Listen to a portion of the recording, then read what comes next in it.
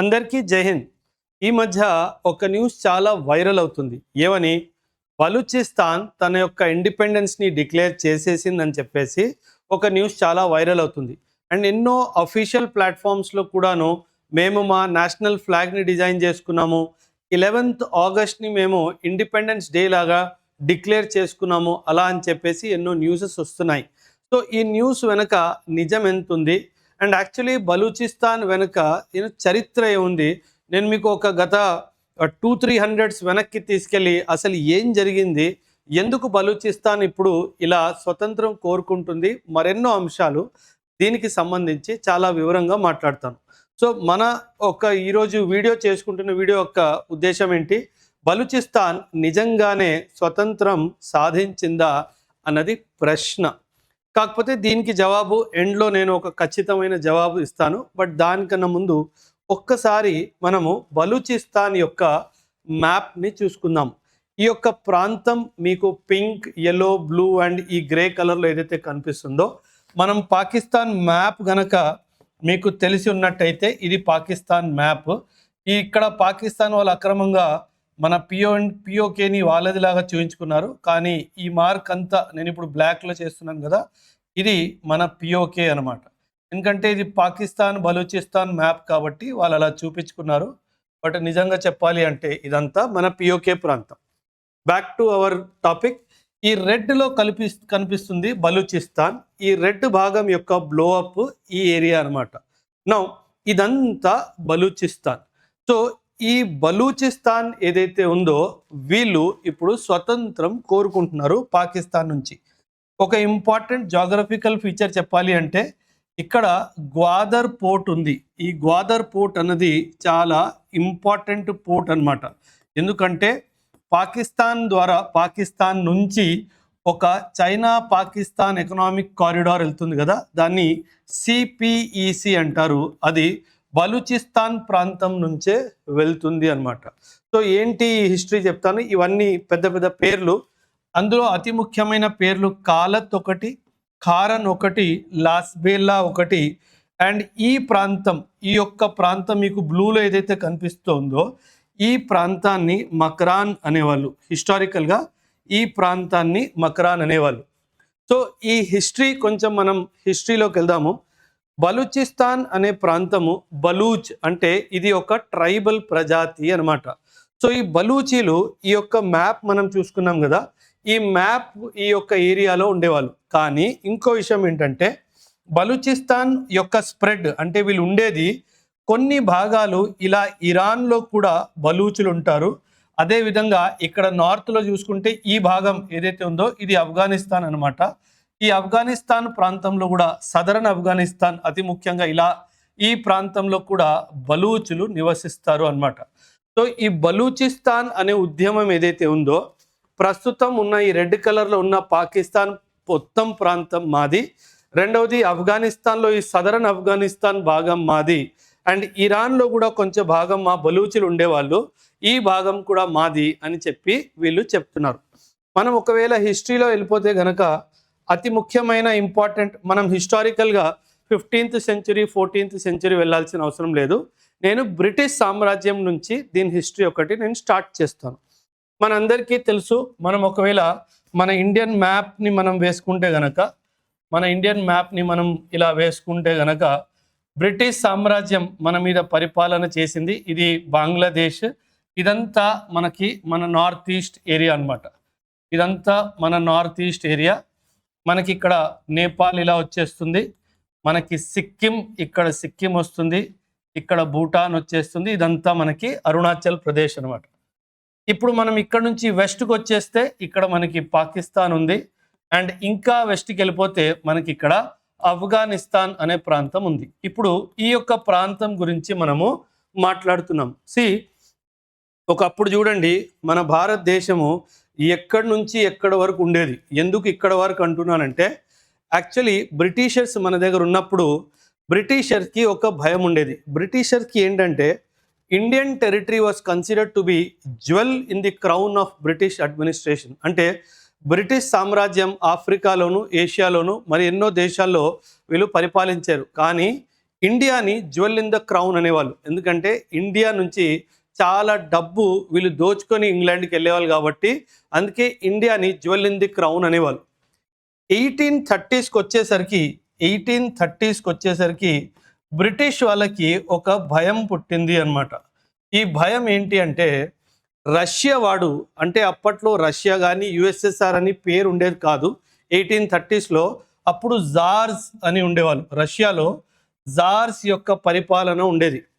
British వాడికి భయం ఏమొచ్చింది అంటే ఒకవేళ నార్త్ నుంచి రష్యా వాడు దిగొస్తే నా పరిస్థితి ఏంటి?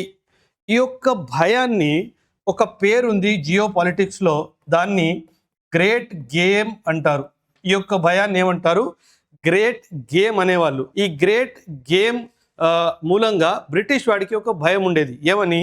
రష్యాకి చెందిన జార్ వచ్చి నా ఇంపార్టెంట్ జ్యువెల్ ఏదైతే ఉందో, నాదొక ఆణిముత్యం ఏదైతే ఉందో, నా పరిపాలన చేస్తున్న దేశాలన్నిట్లో ఆణిముత్యమైన భారతదేశం మీద వాడు అటాక్ చేసే అవకాశం ఉంది అని భయపడేవాడు.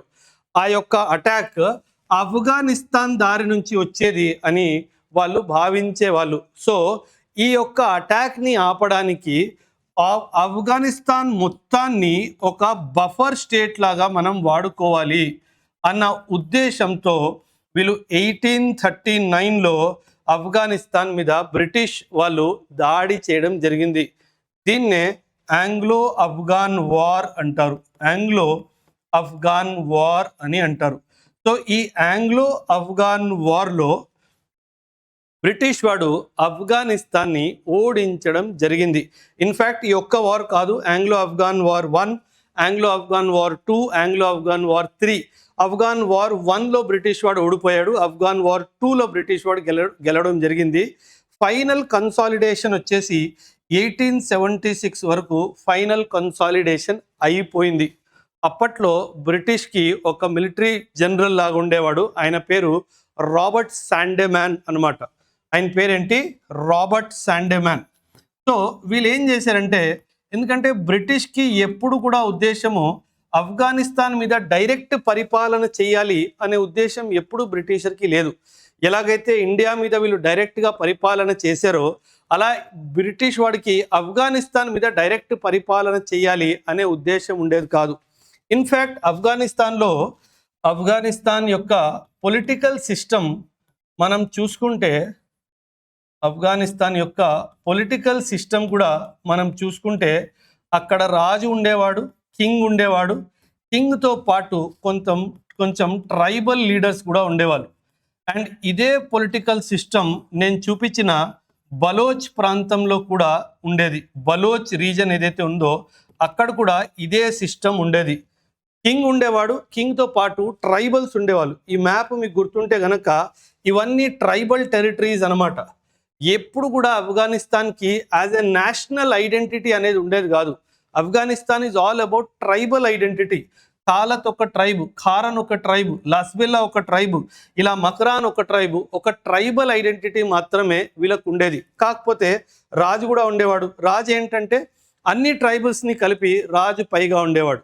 సో ఈ బ్రిటిష్ వాళ్ళు ఏం చేశారంటే వీళ్ళని ఓడించినా సరే వీళ్ళ మీద డైరెక్ట్ పరిపాలన చేయలేదు. అందుకే ఈ యొక్క రీజన్ని, ఆఫ్ఘనిస్తాన్ ప్రాంతాన్ని ఒక ప్రొటెక్టోరేట్ స్టేట్ లాగానే వదిలేశారు.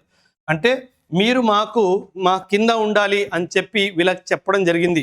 అదే ఒక సిస్టమ్ బలూచ్ ప్రాంతంలో కూడా చేయడం జరిగింది, మ్యాప్ ఏదైతే చూపించానో. కానీ ఇందులో ఒక చిన్న చేంజ్ ఏంటంటే బలూచ్ ప్రాంతానికి వచ్చేసరికి ఒకవైపు బ్రిటిష్ సామ్రాజ్యం డైరెక్ట్గా కంట్రోల్ చేసేది కొన్ని ఏరియాస్ని, బ్రిటిష్ ప్రావిన్సెస్ అని వాటిని అనేవాళ్ళు. ఎలాగైతే మన దేశంలో కూడా ఒకవైపు British provinces like Madras province, Bombay province, Bengal province, central province, ఇక్కడ బ్రిటిష్ వాడు డైరెక్ట్గా అడ్మినిస్ట్రేషన్ చేసేవాడు. అండ్ కొన్ని ప్రిన్స్లీ స్టేట్స్ కూడా ఉండేవి. సో ఒకవైపు డైరెక్ట్ అడ్మినిస్ట్రేషన్, ఒకవైపు ప్రిన్స్లీ స్టేట్స్ అనమాట. అదేవిధంగా ఈ బలూచ్ ప్రావిన్స్లో కూడా బ్రిటిష్ ప్రావిన్సెస్ అని ప్రావిన్సెస్, మిగతావి కొన్ని ప్రిన్స్లీ స్టేట్స్ ఉండేవి. అందులో 4 ముఖ్యమైన బ్రిటిష్ ప్రావిన్సెస్ ఏవైతే ప్రిన్స్లీ స్టేట్స్ ఉన్నాయో అవి చాలా ఇంపార్టెంట్ ప్రిన్స్లీ స్టేట్స్ అనమాట. ఈ ప్రిన్స్లీ స్టేట్స్ ఏవి అంటే కాలత్, దీన్ని KALAT అని కూడా పిలుస్తారు. కాలత్ ఇదొకటి, లాస్బేలా ఒకటి, మక్రాన్ ఒకటి. ఇలా ఇప్పుడు మీరు చూస్తే ఇక్కడ 4 చూపించాను కదా, ఇవి కాలత్, లాస్బేలా, ఇది మక్రాన్, ఇంకోటి ఖారన్. ఇలా 4 ప్రిన్స్లీ స్టేట్స్ ఉండేవి. ఖారన్. ఇప్పుడు ఏం జరిగిందంటే ఇక్కడ ఈ 4 ప్రిన్స్లీ స్టేట్స్, అందులో కాలత్ చాలా అతి ముఖ్యమైన ప్లేస్. ఎందుకంటే this was the centre of Baloch political administration. So మనందరికీ తెలుసు, ఇండియన్ ఇండిపెండెన్స్ యాక్ట్ 1947లో వచ్చింది. దాని ప్రకారంగా ఏం జరిగింది, ఏవైతే బ్రిటిష్ ప్రావిన్సెస్ ఉన్నాయో అవి మన దేశంలో చూసుకుంటే ఇండియాలో డైరెక్ట్గా మర్జ్ అయిపోతాయి. అండ్ పాకిస్తాన్ ప్రాంతంలో ఏమైనా ఉంటే అవి పాకిస్తాన్లో డైరెక్ట్గా వెళ్ళిపోతాయి. అండ్ ప్రిన్స్లీ స్టేట్స్కి వచ్చేసి ఒక ఆప్షన్స్ ఇవ్వడం జరిగింది. ఆ ప్రిన్స్లీ స్టేట్కి ఆప్షన్ ఏమి ఇవ్వడం జరిగింది, నువ్వు ఇండియాలో అయినా జాయిన్ అయిపో, లేదా నువ్వు పాకిస్తాన్లో అయినా జాయిన్ అయిపో, లేదా నువ్వు ఇండిపెండెంట్గా అయినా ఉండు అని చెప్పి ఇలా 3 డైమెన్షన్స్లో చాయిసెస్ ఇవ్వడం జరిగింది అనమాట. సో ఈ 4 ప్రిన్స్లీ స్టేట్స్ ఏవైతే ఉన్నాయో వీళ్ళేమన్నారంటే మేము పాకిస్తాన్కి జాయిన్ అవ్వము, అండ్ మేము ఒక ఇండిపెండెంట్ కంట్రీ లాగా మేము బయటికి వస్తాము అని చెప్పి వీళ్ళు చెప్పడం జరిగింది. అందుకే 11th ఆగస్ట్ 1947 రోజున వీళ్ళు కాలత్ అనే ఒక దేశాన్ని సృష్టించి దాని యొక్క ఇండిపెండెన్స్ డిక్లేర్ చేయడం కూడా జరిగింది. అండ్ ఈ యొక్క డిక్లరేషన్ ఆఫ్ ఇండిపెండెన్స్ని పాకిస్తాన్ కూడా యాక్సెప్ట్ చేసింది. యాక్చువల్లీ పాకిస్తాన్ కూడా యాక్సెప్ట్ చేయడం జరిగింది. అంటే 1947లో మీరు జాగ్రత్తగా డేట్ చూడండి, 11th ఆగస్ట్. అందుకే నిన్న రోజున వీళ్ళు డిక్లరేషన్ ఆఫ్ ఇండిపెండెన్స్ అయిపోయింది అన్నట్టుగా మాట్లాడారు. ప్రతి సంవత్సరం 11th ఆగస్ట్ దగ్గరకు వస్తుంది అంటే బలూచిస్తాన్లో ఉప్పెన పెరిగిపోతూ ఉంటుంది అనమాట. అదేవిధంగా వీళ్ళు నిన్న ఇండిపెండెన్స్ డే డిక్లేర్ చేయడం జరిగింది. ఈ డేట్ని మీరు జాగ్రత్తగా గమనిస్తే ఇంకా పాకిస్తాన్ ఇండిపెండెంట్ అవ్వలేదు, ఇండియా కూడా ఇండిపెండెంట్ అవ్వలేదు. ఈ 2 దేశాలకు ముందే వీళ్ళు ఇండిపెండెన్స్ని డిక్లేర్ చేయడం జరిగింది. అండ్ పాకిస్తాన్ కూడా సైలెంట్ యాక్సెప్టెన్స్ దానికి ఇచ్చింది. కానీ అదే సంవత్సరము సెప్టెంబర్ అక్టోబర్ ఈ టైం ఫ్రేమ్లో 1947 మొహమ్మద్ అలీ జిన్నాకి ఏం అర్థమైందంటే నేను చాలా పెద్ద తప్పు చేసేసాను అని చెప్పి మొహమ్మద్ అలీ జిన్నాకి అర్థమైంది. అయ్యో, ఇంత మంచి ప్రాంతాన్ని నేను పాకిస్తాన్లో కలపకుండా ఎందుకు వదిలేశాను అని చెప్పి చాలా పశ్చాత్తాపడ్డాడు. అండ్ వెంటనే కాలత్ యొక్క లీడర్స్ని పిలిపించి మీరు పాకిస్తాన్ని జాయిన్ అవ్వండి అని చెప్పడం జరిగింది. కానీ ఒక్కసారి ఒక దేశం ఇండిపెండెంట్ అయిన తర్వాత మళ్ళీ వెళ్ళిపోయి ఇంకో దేశంలో జాయిన్ అయిపోమంటే ఎవ్వరూ ఒప్పుకోరు. అదే విధంగా కాలత్ కూడా ఒప్పుకోలేదు. ఈ ఒప్పుకోని పక్షంలో 2-3 నెలల వరకు కొంచెం కన్విన్స్ చేయడానికి పాకిస్తాన్ ప్రయత్నించింది. ఇలా ఎంత కన్విన్స్ చేసినా కాలత్ కన్విన్స్ అవ్వలేదు. అండ్ కన్విన్స్ అవ్వలేదని చెప్పి మార్చి 1948 పాకిస్తాన్ ఆర్మీని పంపించి అక్రమంగా ఈ బలూచిస్తాన్ అనే ప్రాంతం ఈరోజు ఏదైతే ఉందో ఈ బలోచిస్తాన్ అనే ప్రాంతాన్ని అక్రమంగా స్వాధీనం చేసుకుంది పాకిస్తాన్. ఒకవైపు కశ్మీర్ కూడా ఇదే ఎదవ పని చేసింది, రెండో వైపు బలూచిస్తాన్లో కూడా ఇదే వెధవ పని చేసింది. దీన్నే అంటారు దీన్ని ఏమంటారంటే దీన్ని మనము జియో పాలిటిక్స్లో గనక దీని గురించి మాట్లాడితే దిస్ ఈస్ కాల్డ్ యాజ్ ఎక్స్పాన్షనిజం అంటారు. ఒకవైపు వెస్ట్లో బలూచిస్తాన్ని అక్రమంగా స్వాధీనం చేసుకుంది, రెండో వైపు ఈస్ట్లో పాకిస్తాన్ కూడా మన కశ్మీర్ని కూడా పిఓకే అనే ప్రాంతాన్ని అక్రమంగా స్వాధీనం చేసుకుంది. అప్పటి నుంచి బలూచిస్తాన్లో మొదలైంది ఈ యొక్క నిరసన అన్నమాట.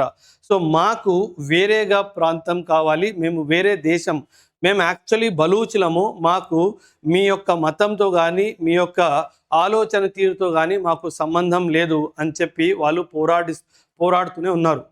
ఎందుకు బలూచిస్తాన్ చాలా ముఖ్యమైపోయింది పాకిస్తాన్ కంటే, దానికి యాక్చువల్లీ జియో పొలిటికల్ కారణము మరియు ఎకనామిక్ కారణం కూడా ఉంది. ఈ యొక్క మ్యాప్ని గనక మీరు చాలా క్లియర్గా చూస్తే, ఈ యొక్క మ్యాప్ని మీరు చూస్తే గనక మీకు అర్థమైపోతుంది. ఇక్కడ చూడండి, ఈ యొక్క మ్యాప్లో ఇక్కడ గ్వాదర్ పోర్ట్ ఉందని చెప్పా కదా, ఇది అరేబియన్ సీకి డైరెక్ట్ యాక్సెస్ని ఇస్తుంది. రెండవది, ఇక్కడ బలూచిస్తాన్లో చాలా ఖనిజాలు ఉన్నాయి. అందులో అతి ముఖ్యంగా బంగారము, గోల్డ్, అండ్ అతి ముఖ్యంగా గ్యాస్ అండ్ డైమండ్ ఓర్స్ కూడా ఉన్నాయి అని చెప్పి తెలియడం జరిగింది అనమాట. సో అండ్ ఇన్ఫ్యాక్ట్ మీరు జాగ్రత్తగా చూస్తే పాకిస్తాన్ ఒక దేశమైతే almost 47 to 48% land of Pakistan Balochistan ఒక ప్రాంతమే.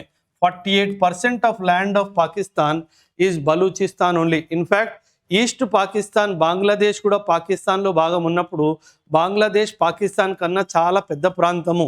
అప్పుడు 2 ముక్కలైంది. బలూచిస్తాన్ వేరైపోతే మళ్ళీ 2 ముక్కలు అయిపోతుంది పాకిస్తాన్. కాకపోతే ఇక్కడ పాకిస్తాన్ ఏంటంటే స్ట్రాటజిక్ లొకేషన్, అరేబియన్ మహాసముద్రానికి డైరెక్ట్గా యాక్సెస్ ఉంది. రెండవది, ఖనిజాలు చాలా ఎక్కువగా ఉన్నాయి. పోనీ సరే, నువ్వు వాళ్ళని ఆక్యుపై చేసావు, కానీ వాళ్ళని బాగా చూసుకున్నావు అంటే ఆ బాగా చూసుకోవడం కూడా పాకిస్తాన్ చేయలేదు. ఏ విధంగా అయితే పిఓకేని కూడా, పిఓకేలో ఉన్న నివసిస్తున్న ఎవరైతే సిటిజన్స్ ఉన్నారు వీళ్ళు సిటిజన్స్ ఆఫ్ ఇండియా అవుతారు, సిటిజన్స్ ఆఫ్ పాకిస్తాన్ అవరు. ఎందుకంటే పిఓకే మనది అని మనం చెప్తున్నాము. సో పిఓకేలో ఉన్న సిటిజన్స్ని కానీ బలూచిస్తాన్లో ఉన్న సిటిజన్స్ని కానీ వీళ్ళ మంచి చెడు పాకిస్తాన్ ఏ రోజు చూసుకోలేదు. అండ్ అతి ముఖ్యంగా బలూచిస్తాన్ విషయానికి వచ్చేస్తే వీళ్ళ మీద ఎథనిక్ క్లెన్జింగ్ కూడా చేసింది పాకిస్తాన్. ఎథనిక్ క్లెన్జింగ్ కూడా చేసింది అంటే ఏంటి, అక్కడ ఉన్న పురుషులని తీసుకెళ్ళి నిర్దాక్ష్యంగా చంపేయడం చేస్తుంది పాకిస్తాన్. కశ్మీర్లో మనము హ్యూమన్ రైట్ వైలేషన్ చేస్తున్నామని చెప్పి ఆరోపణలు పెడుతుంది. రెండో వైపు చూసుకుంటే ఇలా ఎథనిక్ క్లెన్జింగ్ కూడా చేస్తుంది. సో పాకిస్తాన్ బలూచిస్తాన్లో డైరెక్ట్ ఎథనిక్ క్లెన్జింగ్ చేస్తుంది. కానీ over a period of time Balochistan వాళ్ళు పాకిస్తాన్ ఆర్మీకి చాలా మంచి జవాబు టైం టు టైం ఇస్తూనే ఉన్నారు.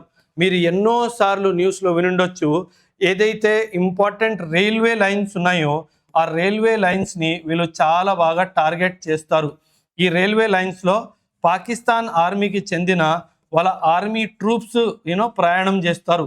ఎన్నోసార్లు ఈ రైళ్ళ మీద దాడి చేసి కొన్ని వందల మంది పాకిస్తాన్ సోల్జర్స్ని ఇలా బలూచిస్తాన్ లిబరేషన్ ఫోర్సెస్ వాళ్ళు హతం చేయడం కూడా గతంలో జరిగింది. సో ఈ నిరసన అంతా ఒక హిస్టారికల్ ఫ్యాక్ట్. కానీ ఇప్పుడు మన ప్రశ్నకు వచ్చేస్తే నిజంగా వీళ్ళకి స్వాతంత్రం వచ్చిందా? బికాజ్ ఒక దేశానికి స్వాతంత్రం వచ్చింది అంటే ఆ దేశాన్ని యొక్క స్వాతంత్రం ఏదైతే ఇండిపెండెన్స్ ఉందో దానికి రికగ్నిషన్ రావాలి. అంటే వేరే ఏ దేశమైనా దానిని రికగ్నైజ్ చెయ్యాలి. ఫర్ ఎగ్జాంపుల్, ఎప్పుడైతే బంగ్లాదేశ్ అనే దేశంని మనం జన్మనిచ్చామో ఆ బంగ్లాదేశ్ని India was one of the first countries to recognise Bangladesh as an independent country. అలాగే బలూచిస్తాన్కి కూడా రికగ్నిషన్ రావాలి. ఎప్పుడైతే పెద్ద దేశాలు దీని యొక్క ఇండిపెండెన్స్ని రికగ్నైజ్ చేస్తారో అప్పుడే ఈ యొక్క దేశానికి గుర్తింపు as a recognition as an independent country వస్తుంది. కానీ ఇక్కడ చాలా పెద్ద ప్రశ్న ఏంటంటే పాకిస్తాన్ నోరు మూసుకొని కూర్చుంటుందా లేదా ఏ కూడా చేయకుండా ఊరుకుంటుందా? అందుకే నేను చెప్తున్నాను, వీళ్ళు క్లెయిమ్ చేస్తున్నారు మేము ఇండిపెండెంట్ అయిపోయాము అని చెప్పి, కానీ వీళ్ళ దగ్గర అన్ని సౌకర్యాలు కానీ అన్ని సదుపాయాలు కానీ లేవు. వీళ్ళకి ఆర్మీ లాంటిది ఏమీ లేదు. అసలు ఎందుకు ఆర్మీ లేదు అంటున్నానంటే వీళ్ళ జనాభాయే లేదు. చాలా మంది ఇక్కడ మగవాళ్ళని తీసుకెళ్ళి చాలా నిర్దాక్ష్యంగా చంపేసింది పాకిస్తాన్. ఒక్కసారి కాదు, ఎన్నోసార్లు ఇలా చేసింది. ఇన్ఫ్యాక్ట్ మీరు దురంధర్ సినిమాలో కూడా చూసున్నట్టయితే ఎప్పుడైతే వాళ్ళు ఆయుధాల కోసము బలూచీల దగ్గరికి వెళ్తారో వాళ్ళు దాక్కొని అలా ఎడారుల్లోనే వాళ్ళు బ్రతుకుతారనమాట. సో వాళ్ళు ఒక స్థిరమైన ప్లేస్లో ఉండలేక, ఎందుకంటే వాళ్ళ మీద కంటిన్యూస్గా దాడి జరుగుతూనే ఉంటుంది కాబట్టి అలా మూవింగ్లోనే ఉంటారు. చాలామంది మగవాళ్ళని పాకిస్తాన్ నిర్దాక్ష్యంగా చంపేసింది. ఒకవేళ పాకిస్తాన్ మనకి పాకిస్తాన్ బుద్ధి మనందరికీ తెలుసు. ఒకవేళ నిజంగానే బలూచిస్తాన్ చేజారిపోతుంది అని చెప్పి పాకిస్తాన్ కనిపిస్తే వాళ్ళ మీద కావాల్సి వస్తే న్యూక్లియర్ బాంబు కూడా పాకిస్తాన్ వేసేస్తుంది కానీ బలూచిస్తాన్ని మాత్రం చేజారనివ్వదు. దీనికి అందులో ఇంకొక చాలా అతిపెద్ద కారణం ఏంటంటే చైనా వాడు ఎన్నో బిలియన్ డాలర్ల ఇన్వెస్ట్మెంట్ బలూచిస్తాన్ ప్రాంతం నుంచే చైనా పాకిస్తాన్ ఎకనామిక్ కారిడార్ని ఆ యొక్క రోడ్ని తయారు చేసుకున్నాడు. ఒకవేళ బలూచిస్తాన్ చేజారిపోతే ఆ చైనా యొక్క ప్రాజెక్ట్ పరిస్థితి ఏంది? అందుకే చైనా నుంచి కూడా చాలా ప్రెషర్ పాకిస్తాన్ మీద ఉంది. ఎట్టి పరిస్థితుల్లో కూడా బలూచిస్తాన్ చేజారిపోవడానికి వీలు లేదు అని. సో ఇదంతా స్టోరీ. దీని వెనకాతల నన్ను అడిగితే ఒకే మాటలో చెప్పాలంటే I don't think Balochistan has gained independence yet. ఎందుకంటే దీనికి సంబంధించి ఏ అఫీషియల్ ప్లాట్ఫామ్లోనూ ఎటువంటి రిపోర్ట్స్ రాలేదు. కానీ బలూచిస్తాన్ వాళ్ళు మాత్రం సోషల్ మీడియా ప్లాట్ఫామ్ని పట్టుకొని మాకు ఇండిపెండెన్స్ వచ్చేసింది, మేము 11th ఆగస్ట్ రోజు ఇండిపెండెన్స్ డే డిక్లేర్ కూడా చేసుకున్నాము, మా నేషనల్ ఫ్లాగ్ని కూడా డిక్లేర్ చేసుకున్నాము, మా రాజ్యాంగాన్ని కూడా మేము రాసుకుంటున్నాము అని అంటున్నారు. కానీ ఇక్కడ ఒక విషయం గుర్తుపెట్టుకోండి, ఎప్పటి వరకైతే ఇండియా కానివ్వండి లేదా ఇజ్రాయిల్ కానివ్వండి, ఇజ్రాయిల్ కానివ్వండి బలూచిస్తాన్కి డైరెక్ట్ సపోర్ట్ ఇవ్వలేదో అప్పటి వరకు బలూచిస్తాన్ యొక్క ఇండిపెండెన్స్ అంత సులువు కాదు. ఏ రోజైతే ఇండియా కానీ ఇజ్రాయెల్ కానీ లేదా వీళ్ళిద్దరు కలిసి వీళ్ళతో పాటు రష్యా కూడా కలిసిందంటే ఆ రోజు ఖచ్చితంగా బలూచిస్తాన్కి ఇండిపెండెన్స్ వచ్చేస్తుంది. ఎందుకంటే ఇక్కడ ఇండిపెండెన్స్ తీసుకురావడము చాలా ఈజీ వీళ్ళ ముగ్గురికి అండ్ చాలా అవసరం కూడా. రష్యా ఇక్కడికి వచ్చేస్తే ఇరాన్కి పక్కనే వచ్చి కూర్చుంటుంది అండ్ అదేవిధంగా ఇజ్రాయెల్ కూడా పాకిస్తాన్కి పక్కనే వచ్చి కూర్చుంటున్నట్టు అవుతుంది. పాకిస్తాన్కి నిద్ర లేకుండా పోతుంది అండ్ ఇండియా కూడా అక్కడ ఉంటే రెండో వైపు నుంచి కూడా పాకిస్తాన్ మీద దాడి చేస్తుంది అని చెప్పి భయం కూడా పాకిస్తాన్కి ఉంటుంది. అందుకే ఖచ్చితంగా ఇది చెయ్యాలి అన్నదే నా యొక్క ఆలోచన కూడా. ఇంకో విషయం ఏంటంటే మీలో కొందరు చెప్పొచ్చు, సార్ పాకిస్తాన్కి అతి ప్రియమైన మిత్రుడు అమెరికా వాడు కదా, అమెరికా వాడు ఎలా ఊరుకుంటాడంటే దానికి కూడా ఒక మంచి దారి తీయొచ్చు. ఈ ప్రాంతం మనం చూసుకుంటే ఈ యొక్క మ్యాప్ మనం చూసుకుంటే నేను స్టార్టింగ్లో చూపించాను కదా, ఈ మ్యాప్ చూసుకుంటే ఇటువైపు ఇరాన్ ఉంది, నేను చెప్పా కదా ఇటువైపు ఇరాన్ ఉంది. ఈ యొక్క ప్రాంతంకి మనము అమెరికా వాడిని వచ్చి ఇరాన్ మీద నువ్వు ఏమైనా ఆపరేషన్స్ చేయాలనుకున్నా చేసుకోవచ్చు అని ఒక మాట చెప్పి అమెరికా వాడిని ఒప్పిస్తే ఖచ్చితంగా అమెరికా కూడా నోరు మూసుకొని ఉంటుంది. ఆ తర్వాత అమెరికాకి పాకిస్తాన్ యొక్క అవసరం కూడా లేకుండా పోతుంది. సో ఇక్కడ అందరికీ ఒక విన్ విన్ సిచ్యువేషన్ ఉంది. సో అందుకే నా యొక్క కోరిక, నా యొక్క మనవి ఏంటంటే మన దేశము, ఇజ్రాయిల్, రష్యా ఈ 3 దేశాలు కలిసి వెంటనే బలూచిస్తాన్కి డైరెక్ట్ సపోర్ట్ ఇచ్చి వాళ్ళకి ఇండిపెండెన్స్ వచ్చేటట్టుగా చేయాలి. ఇది ఈ అంశంపై నా అభిప్రాయం. మీకు ఇంకేమైనా అభిప్రాయం ఉన్నా లేదా ఇంకేదైనా అంశంపై మీకు వీడియో కావాలి అన్నా ఖచ్చితంగా కమెంట్స్లో తెలియచేయండి. అండ్ అదేవిధంగా ఈ వీడియో మీకు ఎలా నచ్చింది, ఈ వీడియోలో మీరు ఏం నేర్చుకున్నారో ఆ అంశం కూడా కమెంట్స్లో ఖచ్చితంగా తెలియజేయండి. థ్యాంక్ యూ అండ్ జై హింద్.